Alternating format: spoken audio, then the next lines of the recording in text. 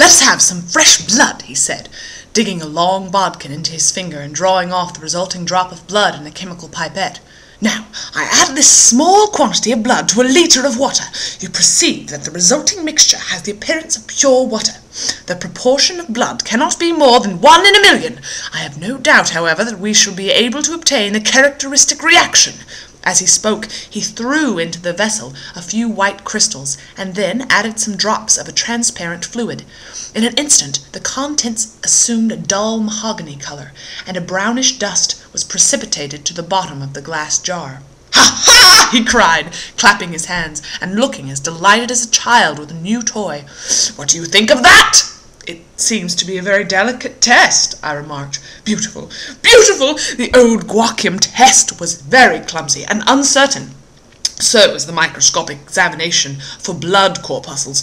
The latter is valueless if the stains are a few hours old. Now this appears to act as well whether the blood is new or old.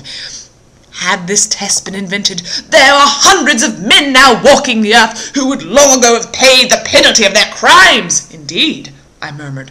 "Criminal cases are continually hinging upon that one point. A man is suspected of a crime months, perhaps, after it has been committed.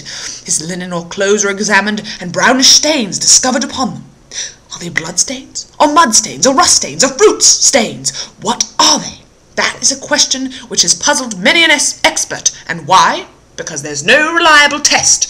Now we have the Sherlock Holmes' test, and there will no longer be any difficulty." His eyes fairly glittered as he spoke, and he put his hand over his heart and bowed as if to some applauding crowd conjured up by his imagination. "You ought to be congratulated," I remarked, considerably surprised at his enthusiasm.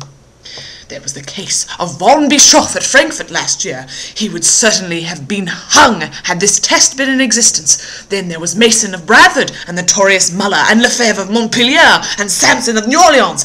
I could name a score of cases in which it would have been decisive." "You seem to be a walking calendar of crime," said Stamford with a laugh. "You might start a paper on those lines. Call it Police News of the Past." "Very interesting reading it might be, too," remarked Sherlock Holmes, sticking a small piece of plaster over the prick on his finger. "I have to be careful," he continued, turning to me with a smile, "for I dabble with poisons a good deal." He held out his hand as he spoke, and I noticed that it was mottled all over with similar pieces of plaster and discoloured with strong acids. "We came here on business," said Stamford, sitting down on a high three-legged stool and pushing another one in my direction with his foot. "My friend here wants to take diggings, and as you were complaining that you could get no one to go in halves with you, I thought that I'd better bring you two together."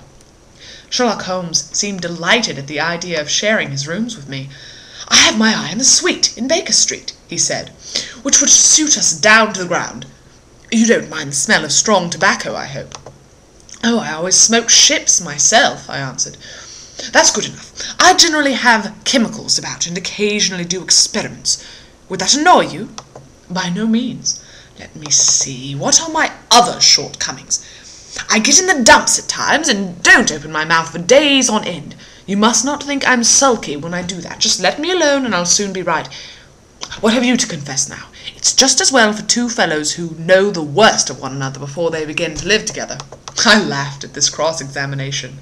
"I keep a bull-pup," I said, "and I object to rows because my nerves are shaken, and I get up at all sorts of ungodly hours, and I'm extremely lazy.